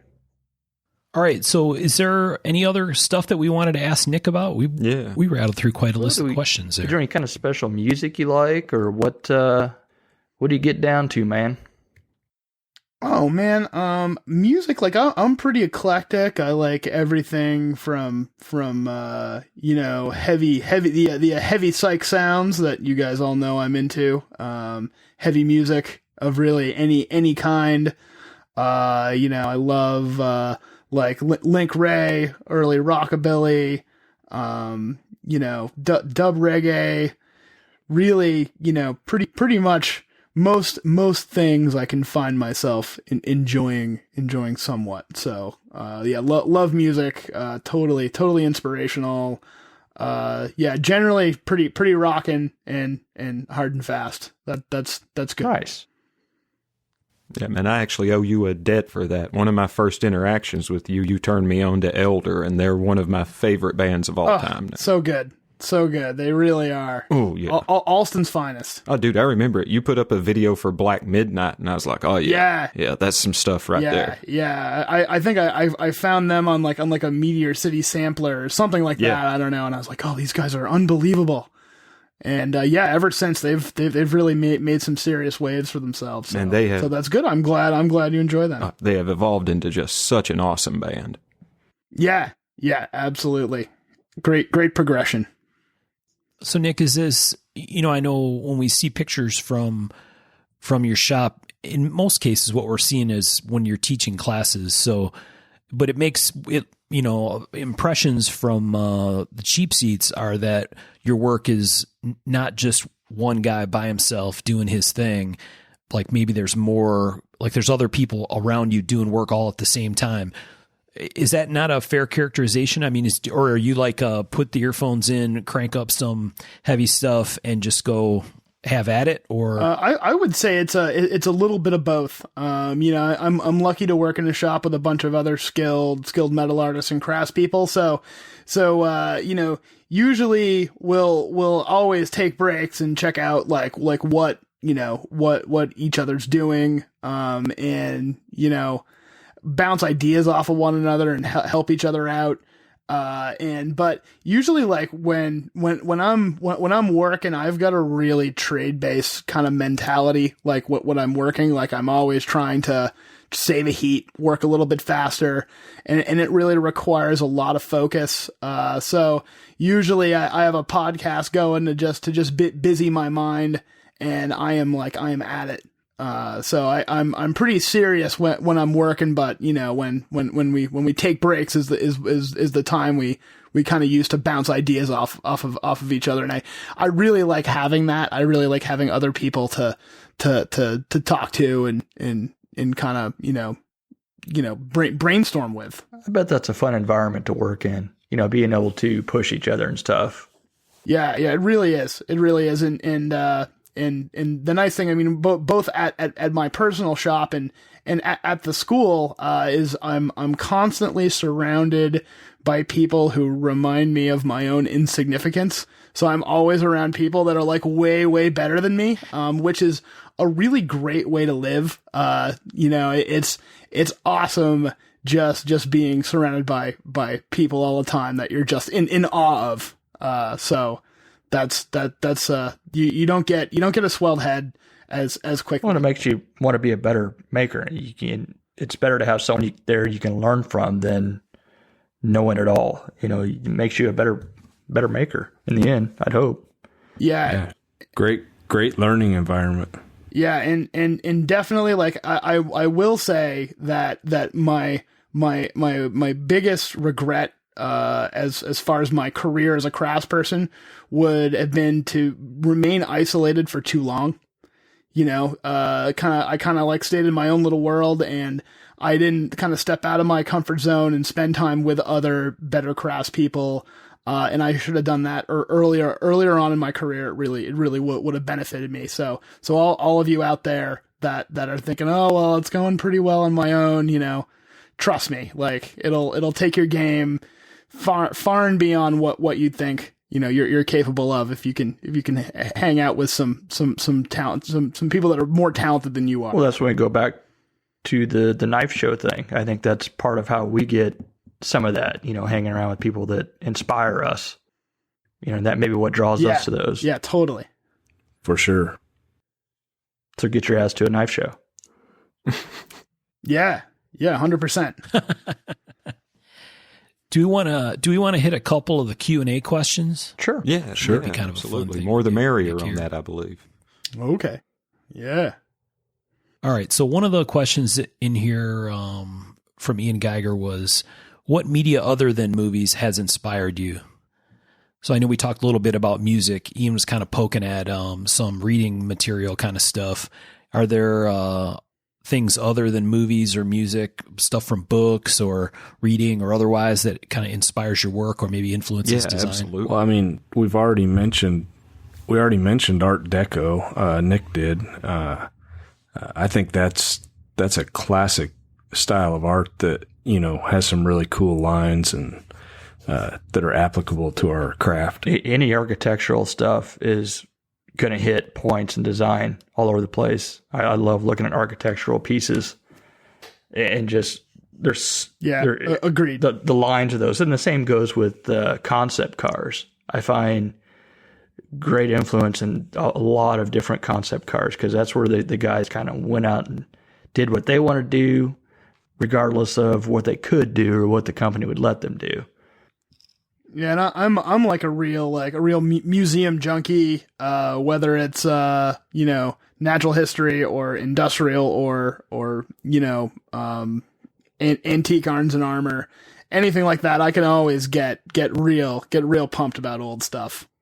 How about you, Sean? I know you have some art influence kind of stuff that's influenced you. Yeah, fantasy art, fantasy literature, comic books. Well, you saw the post I put up with how the one comic book really influenced me. That was awesome. That was a super cool comic book, by the way. And yeah, that was awesome. and little hidden gems that just came into my life here and there, and you don't understand the significance of them until way later. Explain to folks what that was for those that aren't in the Facebook group. Go join the Facebook group and find out. Even better. I kid. There was a series of 10 comic books that was a spin-off of The Punisher called The Punisher Armory. And basically it was this guy who was obviously a gun and knife nut writing kind of technical sheets with little background stories on different weapons. And that was my first exposure really to custom knife makers, because there was mentions of Pat Crawford, Bud Neely, and a few other guys, Fred Carter, and then one or two others. Well, that was the cool part about that was it wasn't just imaginary stuff, right? No.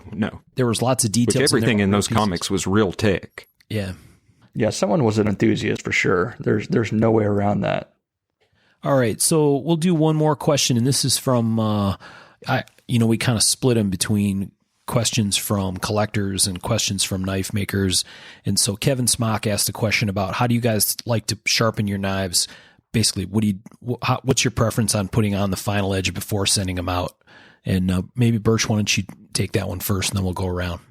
I do the what is it called? The rotary platen on the longest setting. So it's basically a slack belt. But I'm a thin as in sort of guy. I like to get the edges nice and thin. So I think if you can't cut with them, then there's not much point. So I like to get them hit with a slack belt, but I use a 220 because I like a nice kind of gritty edge, and then knock that off with either a leather wheel or cardboard, depending on what the material is or what the metal is. Because I like that kind of grit kind of cut action. I don't want a super mirror polished, edge. I want sort of a gritty action. What about you guys? I'm part of the toothy micro serrated crowd too. Like, I start sharpening on a just completely wore out 120, and I'll turn my burr with that. And then I've got a 400 grit diamond steel that I get the burr off pretty well on, and then I finish out on a butcher steel. Nice. That sounds a lot better than gritty action. Cool. Oh, well, it's all semantics, man. It just means it grabs when it cuts. Yeah. Sean's edges, man, they are just, they're nasty. I mean, they're sharp as shit, but they are like, I don't know. They want to bite. Toothy big time. Yes. And and where I finish on the butcher steel, I look at it this way. I'm finishing out with a technique that the guy who's getting my knife at the end of the day can touch up his knife with, just the same way I did before I sent it to him. Mm-hmm. And as long as they keep doing that, it'll last a long time. Oh, hell yeah, man. I mean, maintenance. 10 passes on a butcher steel will save you from 1,000 passes on a stone down the road. Now, are you using a smooth butcher steel, or are you using the fluted one? I've got both. The one I use the most is I don't even know how old this piece is. It's a antique butcher steel. At one point, it had the flutes in it, but they wore away years upon years ago. Nice. That's awesome. Yeah. How about you, Tom? What about final edge? So I don't understand how Michael can use a rotary platen. I've tried that, and all I do is round off the back of my grind. There's just not enough support back there for me. I don't know. I think it's a great idea. I've just never been able to do it. I use a 10-inch wheel, and for a long time I did a 120, a dead 120 belt, because I really like the toothy edge also. And then I use a cardboard wheel to take the burr off and do the final polishing. On folders, I do it a little different. I usually use a 400 grip belt and then use a cardboard wheel, just because I want it to be a little more polished so it looks a little nicer. It still cuts really well. It's just not quite as toothy. On Scandi knives, I do those a little different. I take the burr off lightly on the cardboard wheel, because basically the burr gets put on when you grind it, because a true zero grind. And then after that, I take it to a leather belt on a flat platen and kind of micro polish that and kind of put a slight convex on the very, very final edge. Cool. Nice. How about you, Nick? What about final edge? That's pretty similar to what you guys are doing, and I do mostly flat grind, so they're pretty close to sharp coming off the sander, and whether I do a hand finish, I kind of blend to an edge, or whether I'm doing a Scotch-Brite finish, I kind of blend that to a sharp edge, and maybe like I'll put a very, very slight secondary edge bevel on with a dead 220, and I've got this great diamond jewel stick that's got 3 different grits, 320, 600, and 1200, and I just go real lightly on the 1200, still leaving a lot of those 220 grit scratches still in the edge. I'm with you guys. I really like that kind of toothy, grabby working edge. It's just what very aggressive. Just aggressive, and what most people are going to be cutting on day to day is like cardboard or meat or rope or something that you need a grabby edge for. So I'm a big fan. Nice. Cool. Especially for meat and flesh, the toothy edge, you can't hunting knife, Yeah. it cuts good. No, I appreciate and like seeing some of the that. cool, sharpening stuff where people are splitting the hair. I appreciate seeing that stuff. But yeah, for what I think most stuff gets used for, it's just that toothy edge is great. Well, those edges, those super fine polished edges, they're not working edges. When you start using them, and they last slide a well. lot of the time. I've had knives with really slick polished edges. They won't grab the material. They just slide over the top of the cut. I don't dig that. Yeah, it's not for me, but I like seeing them. The videos of them and stuff are cool.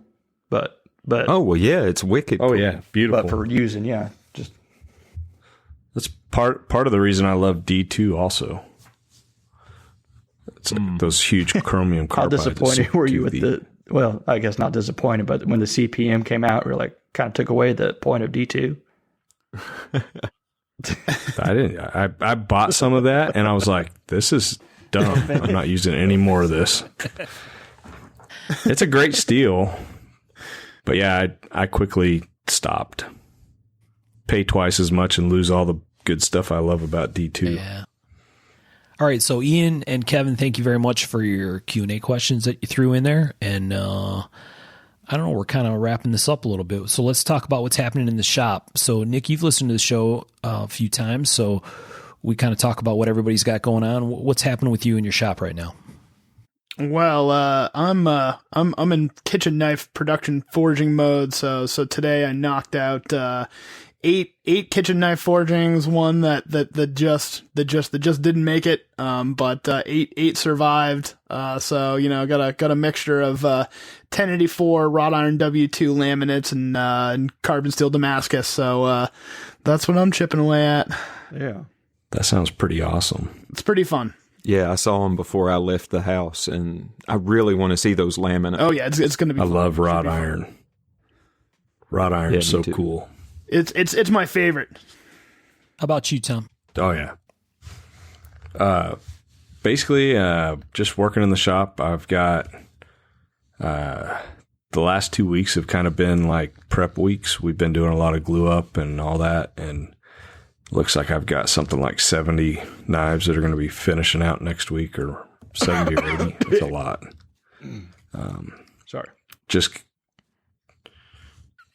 got. I think I'm supposed to leave that Just in got when I 200. Yeah, just got 200 blades back from Peter's Heat Treating. The next kitchen knives are in, and I put one together, and I really like how it turned out. I used 70 thousandths AEBL. Sweet. Which is kind of hard to grind because it flexes the whole length. But yeah, they're going to be really cool. But that's what I've been up to. So Nick he worked on 9, he got 8 done. Tom's got 200 coming back from Heat Tree. Let's go to Birch. Man, I ain't got shit. Oh, come on, man.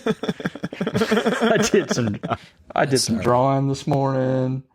No, I'm working on stuff, doing some grinding. Cleaned out my damn CNC yesterday, which is such a pain in the ass. I don't know about that yet. Mine's like shiny and new. It's going to suck, and you're going to cuss them when you do. But other than that, just kind of plugging away. You made some Zerk rocket pods and stuff, right? Yeah, I made some rocket pods and stuff. Just kind of a lot of projects here and there, but really getting ready to push some of my V4 into motion. It's getting the CNC ready. I'll clean it up for it. Blade show is right around the corner. I've been putting working on stuff, getting Blade show ready, and I got a collaboration to work on with a buddy next month. So we'll be ready. By we, I mean me. It's kind of terrifying. It's coming up fast. It always does. Yep. How about you, Sean? I had to heat treat a new blade for the mini hex I was working on, so I got that done. And then I've got a full-size hex that hopefully I'll finish up this weekend. And I've got some parts I've worked on and some TI I've flattened and, just all the shit that goes into making the parts you need to make the knife. Flattening titanium is so fun. It's what I do a lot of. Yeah. Make knives on the side. Yeah. Right. You weren't going to use those fingertips anyways. So. Oh yeah, no kidding. Yeah, that flattening titanium takes them away. What about you, Mark? So I got, I'm going to do some ray gun drops this weekend. I haven't done them in a few weeks, so I got some stuff, some blasted tie. I think I might even do some blasted Zerk. Last time I did that, they wouldn't darken up as dark as I really wanted them to go, so I got a couple things I'm going to try. They'll be gray. Yeah, that's kind of how they were last time, but I had a couple helpful people give me some suggestions, so we'll see how that goes. Cool. But I'll have some blasted stuff for sure, and then I got some titanium that I left in the tumbler for like a week and a half with some corncob, and they're super, super blingy, so they'll take some crazy colors, so I'll probably do some obnoxiously bright colors. People love that, so we'll do some of those too. So I don't know. We want to do what do you got in your hand? What have you been fiddling around with? I heard a couple people fiddling while we were talking, so I know you guys are doing something. Tom, what you got? I've got a Randall 8-inch Model 2 dagger that I've been kind of flipping around. Seemed appropriate for what's coming up in 2 weeks. Right. Cool. Sean, what you playing around with over there? Man, I've just got my fire spitter. I took out of the house real quick to get down here and just grabbed it off the table beside my billfold and ran. What'd you say? Your fire what? Fire spitter.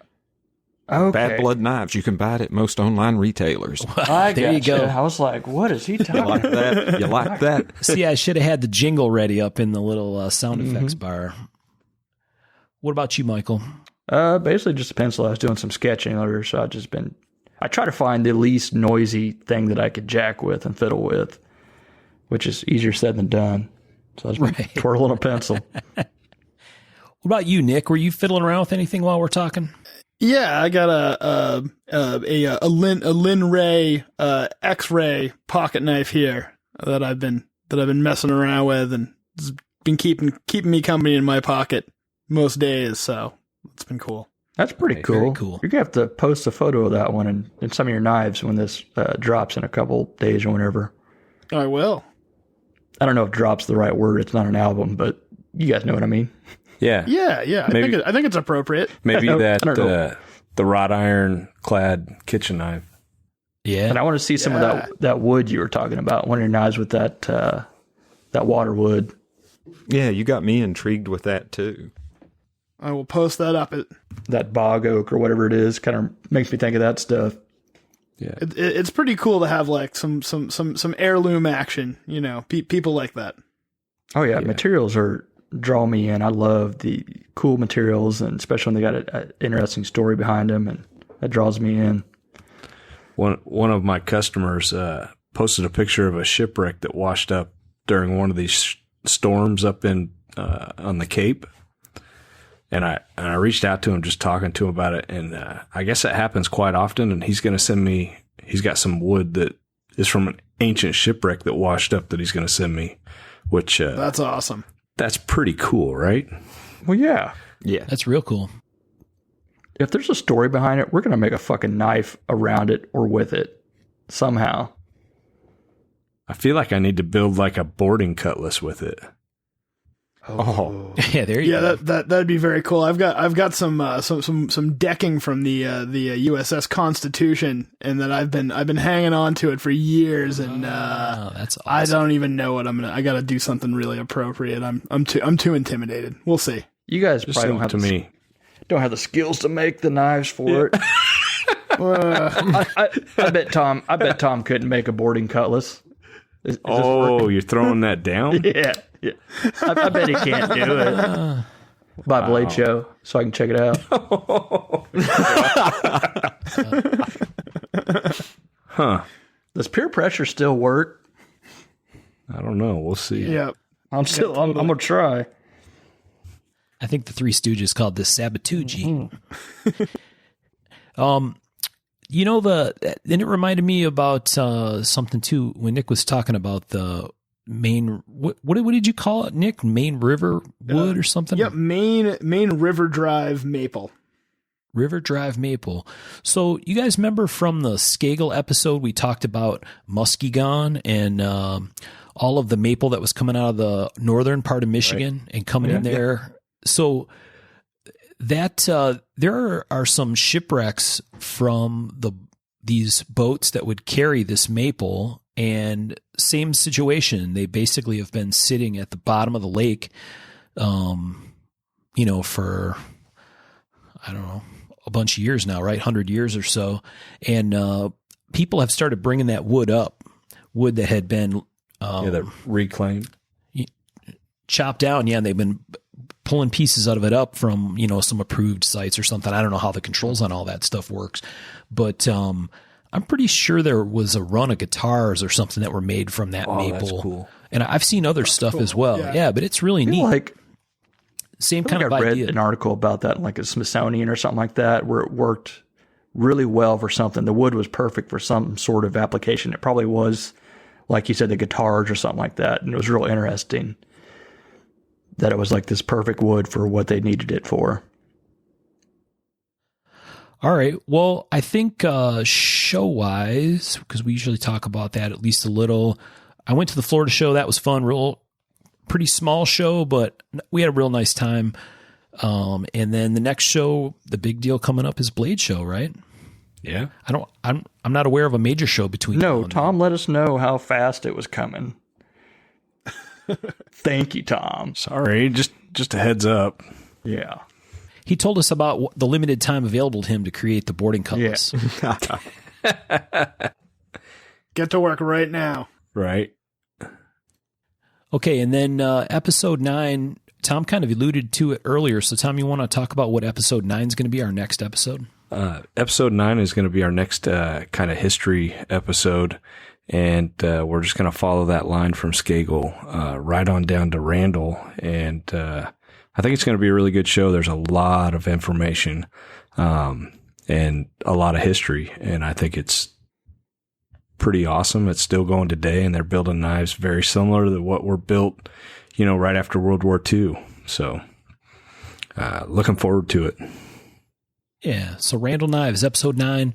We got a lot of work to do to get ready for that one. So, yeah. So lots going on. Well, Nick, it has been an absolute pleasure having you join us. We really had a good time talking to you, I think, and hope you enjoyed it as well. Yeah, likewise. He hasn't made up his mind. Yeah. Yeah. He thinks. And Sean, did think. did he become a friend of the show? Yes, Nick is now a Or friend a of the foe. show, if he cares to Oh, be. man. Yeah. Oh, shucks. We don't force our love on anybody, baby. Oh, and did we get a word of the podcast? The wife was very upset that there wasn't one on the last podcast. I'm like, that's what you brought from it, huh? All right, I know what word I want to use. Let me get you an Oxford English Dictionary definition. That seems like it's cheating. I feel like you're just man, I want to give you a concise definition. I know what it means, but okay, our word is apodictic, and it means clearly established or beyond dispute. Apodictic? Mm-hmm. APODICTIC. Apodictic. Yeah, I'll try and work that one in. I will be using that in a horrible pun at some point in my life. Well, it's got the dick sound in it, so it would work for comedy. Exactly. Yeah. Very good. Thanks, Nick. Hey, thank you guys. This was a lot of fun. Pleasure's ours, man. Great time. Okay, well, I think that just about wraps it up for episode 8. For those of you who would like to learn more about Nick and his work, you can check out his website, www.nickrossyknives.com. Nick posts lots of pictures on Instagram too, so check out his Instagram at Nick Rossi Knives.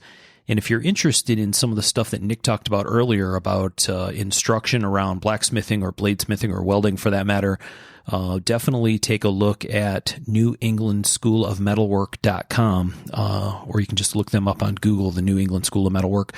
Lots of cool stuff going on over there and some really neat opportunities to get involved and get your hands dirty and learn how some stuff is made. So check that out for sure as well.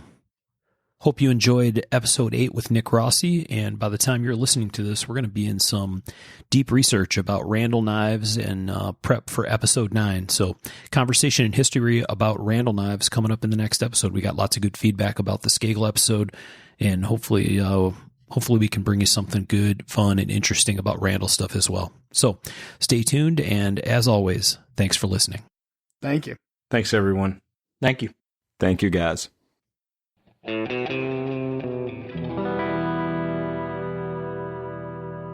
To learn more about our makers, you can find Tom Crine on the web at crineknives.net, in his Facebook group, Crine Knives, or in his Instagram account at Crine Knives. For Michael Birch, check birchtreeblades.com, Facebook group Birch Tree Blade Works, or Michael's Instagram at birchtreeblades. For myself and the Raygun Bead Project, we're on the web at raygundivision.com. We have a Facebook group called Raygun Division, or my personal Instagram at msteiner. For those interested in photos, references from the show, or some discussion about the show itself, you can find us on the web at markofthemaker.com, in a Facebook group called Mark of the Maker, or on our Instagram at Mark of the Maker. Last but not least, the ultra cool and haunting background music we use for the show is a piece called Noir Guitar by Stevie's Amp Shack, found at the Free Music Archive and licensed under Creative Commons CC BY 4.0. Thanks for listening.